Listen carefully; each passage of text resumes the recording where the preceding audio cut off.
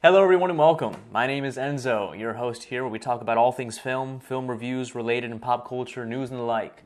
In this particular video, for the month of October, we're going to be reviewing the film Orphan, First Kill. It was released in 2022 and directed by William Brent Bell, a director and screenwriter who's had a lengthy career in the horror thriller film genre. The film was written by Dave Cogshell, among others, and was produced by companies Entertainment One, Dark Castle Entertainment, and Eagle Vision. The film was distributed by Paramount Players and had an estimated budget of around $10 million and made around $37 million at the box office. Those are some pretty good returns. However, the first film made around $78.8 million.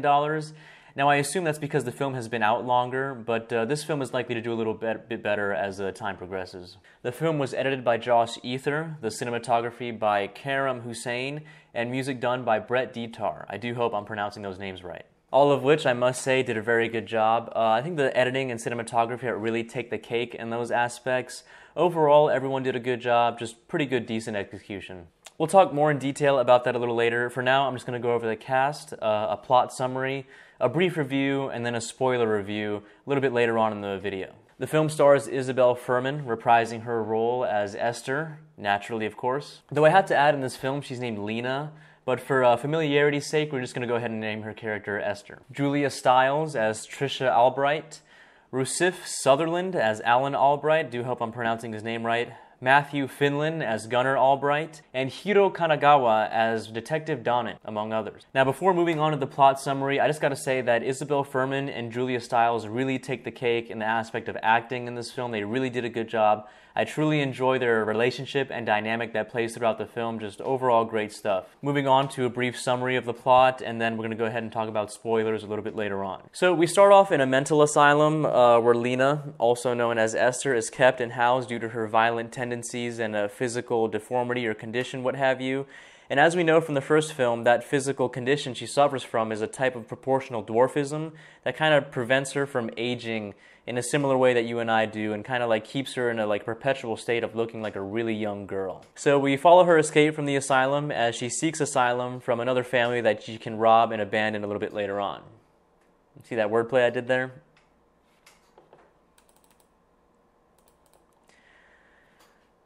So that's her MO. She tricks families into adopting her, then she robs them and then leaves them, and since she doesn't really age, she can kind of do this forever up until her death. That is, of course, until she stumbles upon a wealthy family who has recently, I guess, kind of lost their daughter, and she tricks them in order to live with that family so that she can live a comfortable life and kind of feed into the delusion that she can one day have a romantic relationship with the head of the household or the father. Since she does not age and stays in mental asylums throughout most of her life, we can assume that she's starved of genuine physical contact or any contact in general. And as mentioned earlier in the previous review, that kind of adds a lot of I guess you could say substance to her character. You know, she's not just some generic slasher thriller character or some evil villain. She has emotions and reasons for doing so. That doesn't excuse her violent actions, of course, but I just enjoy how they make her character a little bit more well-written than most evil characters. Now, going back to the plot, she tricks this family into living with him until her true identity gets revealed. There's a lot more drama that ensues in the middle and towards the end until finally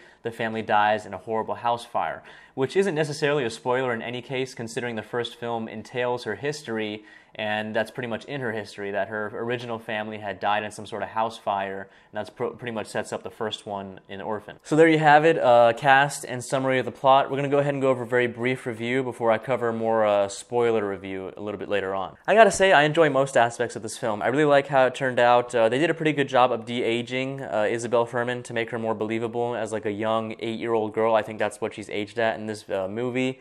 I do have a keen eye, though, so I was able to tell she had a lot more well-developed facial features of that of an older woman. It wasn't too distracting, though. Thankfully, the special effects department or the de-aging makeup special effects people did a pretty good job, and it wasn't too distracting throughout the film, and I was able to enjoy it quite naturally. I'm pretty sure you'll be able to as well. The acting was pretty good on everyone in this film, I gotta say, just overall, very good job, but as mentioned earlier, the best acting goes for Isabelle Fuhrman and Julia Stiles. I really like their relationship and dynamic that forms in this film.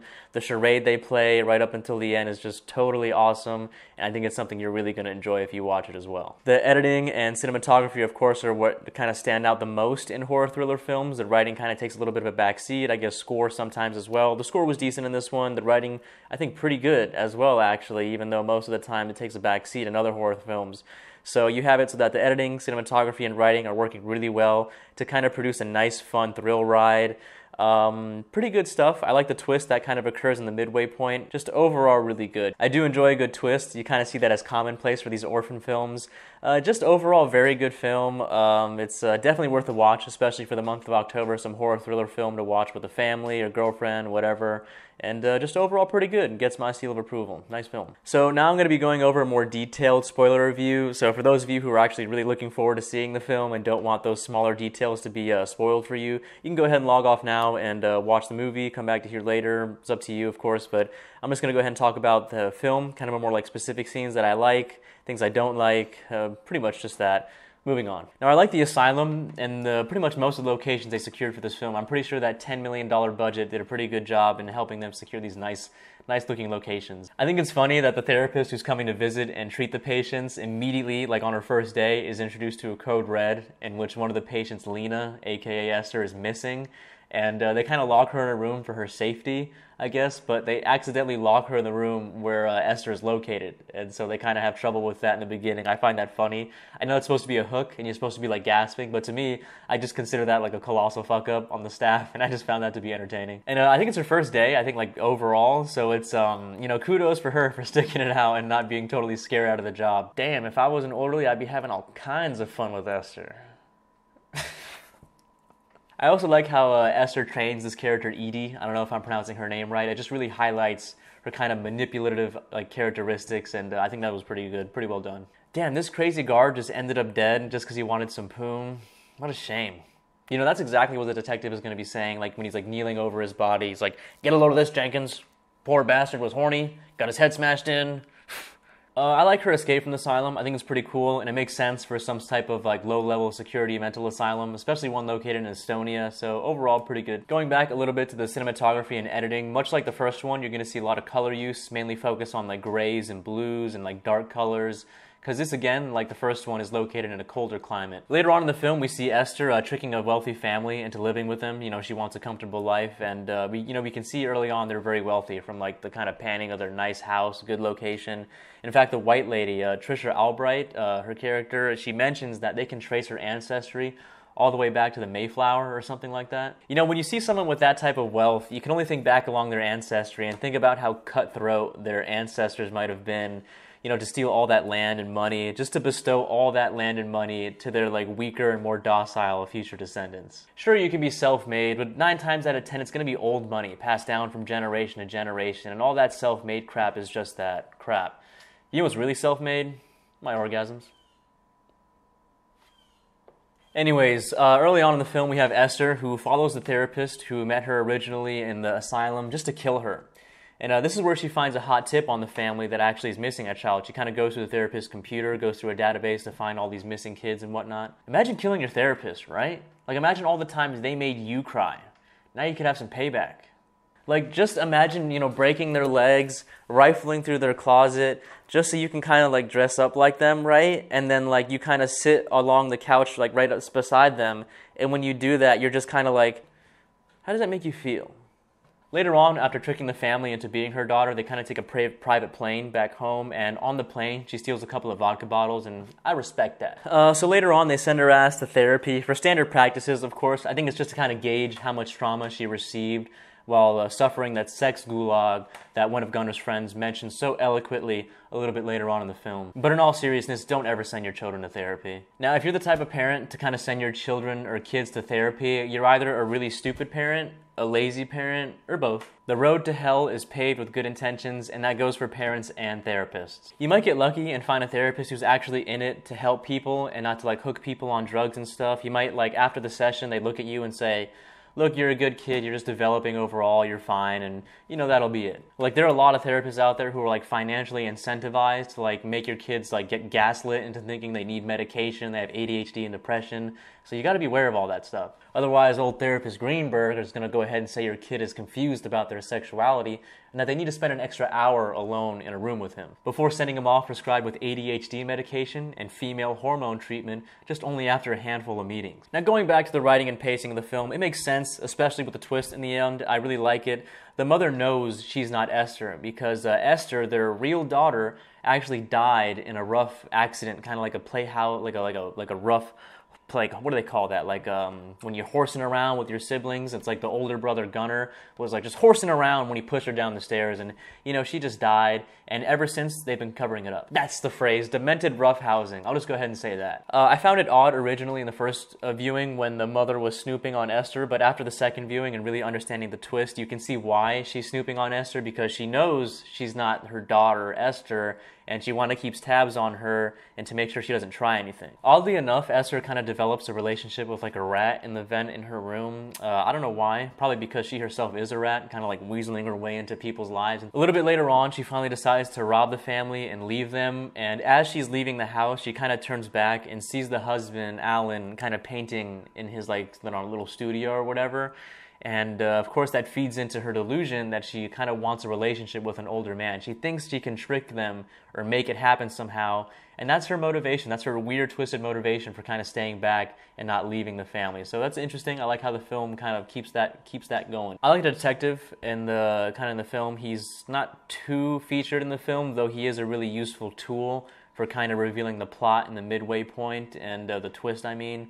And overall, pretty good stuff. I like his use in the film. There's also a part in the film where the father and mother kind of go out to some sort of gala or whatever rich people think they're doing. And on the way back, he mentions how his parents kind of left him alone once, and how he kind of hopes that they don't burn down the house, which is kind of good writing. It's kind of foreshadowing how the house is going to burn down. Kind of mentioned in the first one how she got orphaned because the house burned down.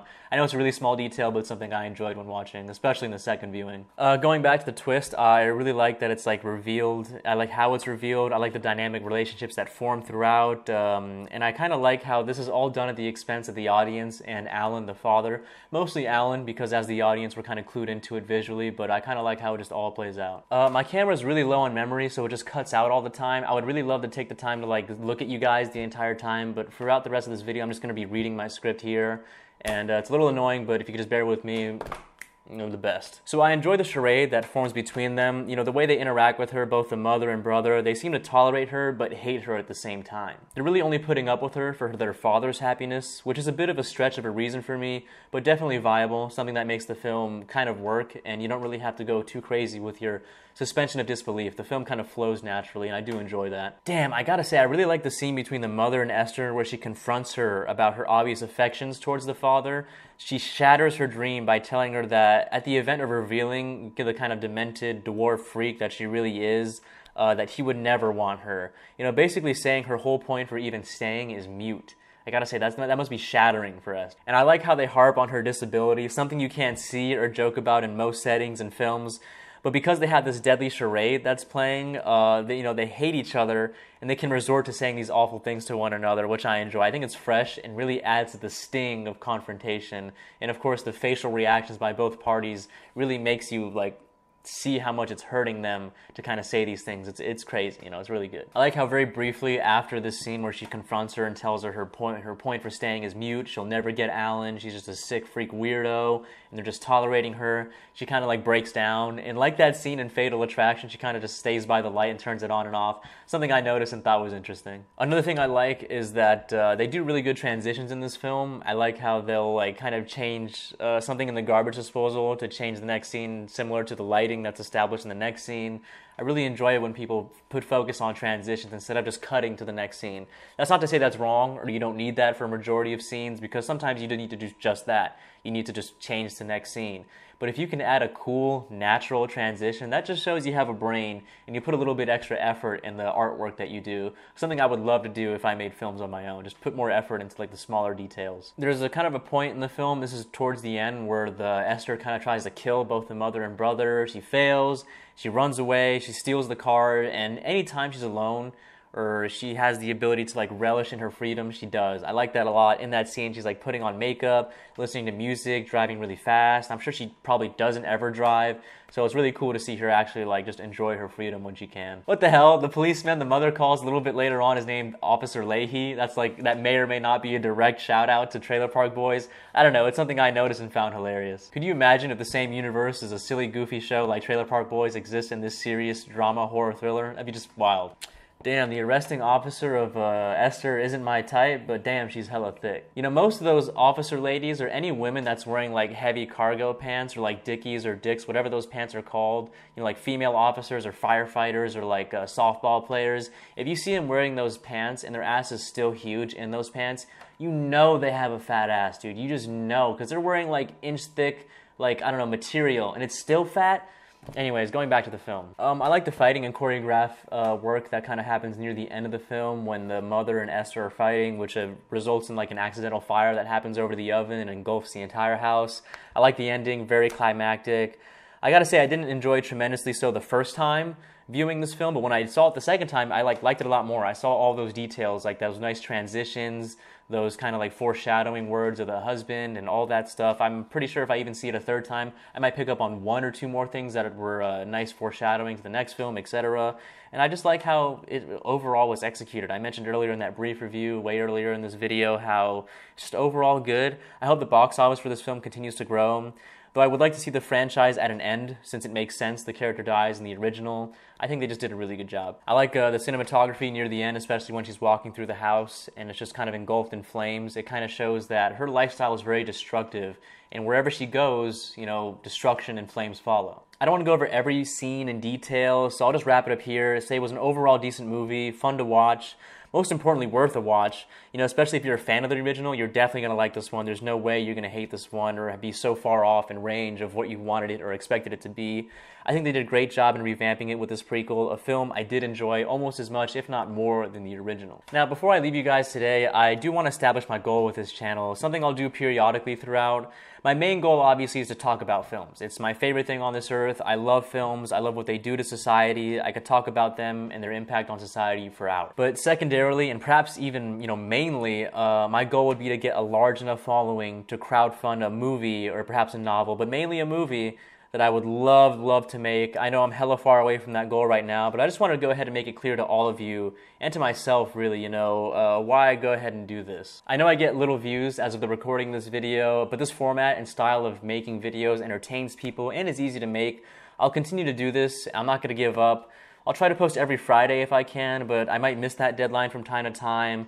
But one thing I won't do is ever quit or give up on this. So really, thank you for sticking in with me. I do appreciate it. I might change the style or the comedic style of these videos to be more engaging. You might have even noticed in this video. I might try to do a deeper analysis of films if possible. That'll take a lot more for those types of videos to come out, to decipher meanings, as well as to intensify the impact of the viewership, things like that. I like other film channels such as Stories of Old, Lessons from the Screenplay, Looper, Watch Mojo, those types, etc. I'll leave links to those channels in the description. If you're like a film lover or you like film, YouTube channels, you can go ahead and check those out. I understand you guys want something more. It's not just my opinions and views. You guys actually want substance. So I'm going to do my best to give you guys as much as I can. Here, hold on. I got something for you. Hold on. I'll be right back.